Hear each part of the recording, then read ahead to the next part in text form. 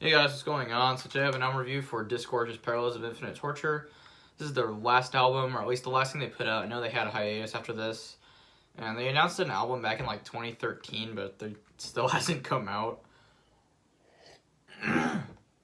Which is a shame. But anyways, to be honest, I would definitely say this is my least favorite DISGORGE album. It's definitely the weakest out of their 4 albums. It's still a solid album.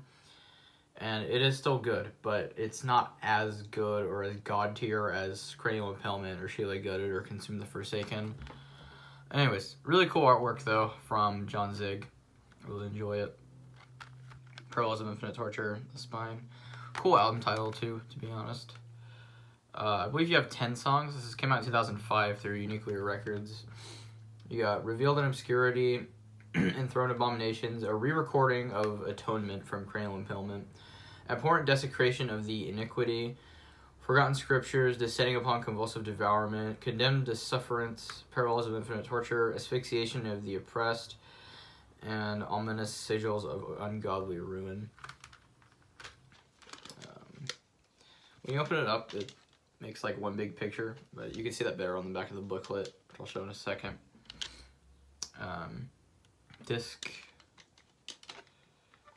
DISGORGE's logo over the artwork.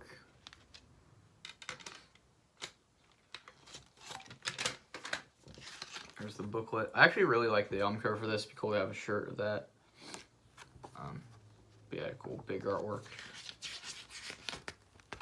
So lyrics again, just more anti-religious stuff like on Consume the Forsaken. But I feel like the lyrics on Consume the Forsaken were a little bit stronger. New lineup as well.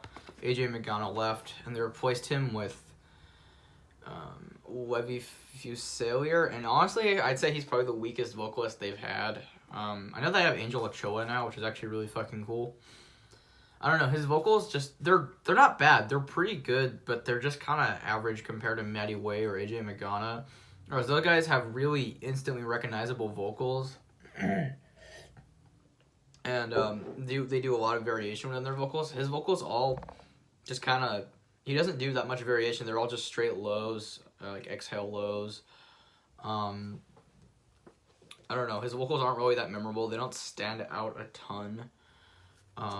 There's not as much aggression put in. There's still plenty of aggression put into his vocals, but just not as much as AJ Magana or even Maddie Way. And they added another guitar player, Ed Talora, in addition to Diego Sanchez. Which, I don't know, I feel like that it's not really a bad thing, but it doesn't add too much to the album, in my opinion. And of course the rest of the lineup stayed the same. Ricky Myers on drums, and, I always forget his name, Ben Marlin, I always forget his last name, rest in peace, by the way, on bass. So the production on here is pretty good. It's not quite as, like, organic sounding as Consume the Forsaken. It is a little bit more flat sounding, and it's still very scooped, but it's probably their cleanest sounding album.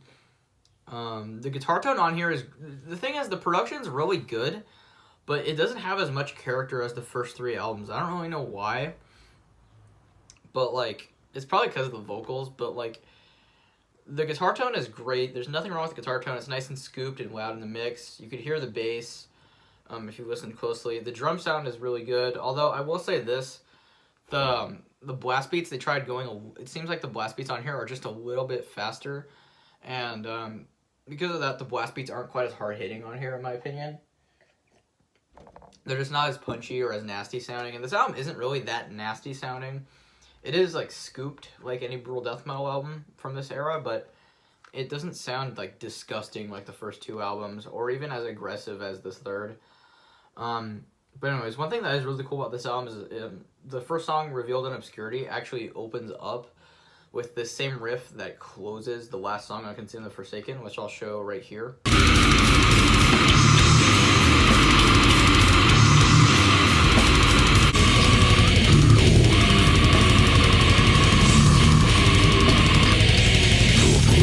But anyways, that's a really good way they open up the album. All the songs on here, the songwriting on here is a little bit more like, they're more like actual songs as opposed to like 2 or 3 minute blasts of technicality and blast beats and a little bit of groove.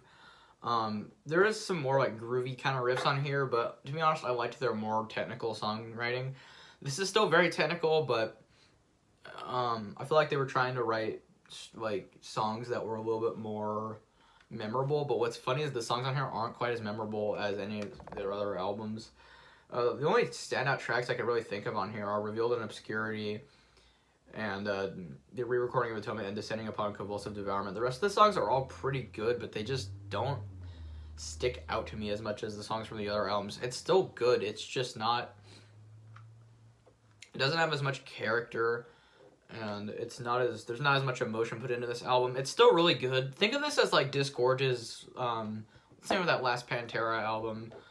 It's like DISGORGE's Reinventing the Steel. It's still solid. It's still really good. It's just not all there. Like with the... It doesn't have that same like instant classic feel that the other albums have. Like, it's still good. And it's still a solid album. I'll still listen to it, but it's not as good. Another thing is this album drags on a bit much. I'd probably enjoy it more if it was shorter. I mean, the first 3 albums are like from like 20 to 30 minutes long. This one's like over 40 minutes long, which is way too... I wouldn't say way too long, but for a band like DISGORGE to make a 40-minute album, where DISGORGE is a very grindy band, you know, the songs are pretty like short and technical for the most part, which there are some longer songs in here that are around like 5-ish minutes long, I want to say. I don't know. It just... A 42-minute album from DISGORGE just does not work, in my opinion.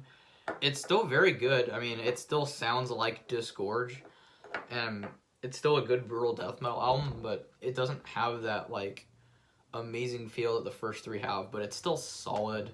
I can't think of very much else to say about this. I mean, I would only recommend this if you're, like, a hardcore fan of DISGORGE like myself, because I do enjoy it. I just don't listen to this nearly as much as the first 3 albums. I don't know. Like, I would... If you're, like, just looking to get into DISGORGE, I would not really recommend this, because this one's kind of dry compared to the other 3. It just doesn't catch your ear as much as the first 3 either, production-wise. Like, it's still very well produced. I don't really know what went wrong on here. It's just... doesn't have as much character. I want to say it's the vocals, because the vocals just aren't as, like, memorable. Because he just does these straight lows throughout the whole album that are kind of similar to AJ Magana, but they're a little bit more wet sounding, but they just don't stick out very much to me. And yeah, this is just a pretty, like, decent album. It's not great. It's not bad at all. I'm not trying to diss this album. I'm just talking about why it's not as good as the other ones. And there isn't really anything that makes it stick out, really, which is why it's hard to review, because there's just not that much about this album that's very, like, whoa, that was a really cool moment, or anything like that. They do experiment on here a little bit, though, with the songwriting, like I said. There's some more different types of riffs on here.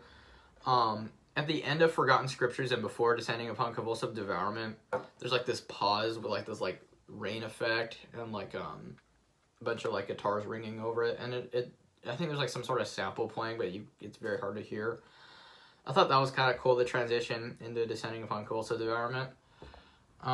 I don't know. It's a pretty good album, but it's not great. I don't know.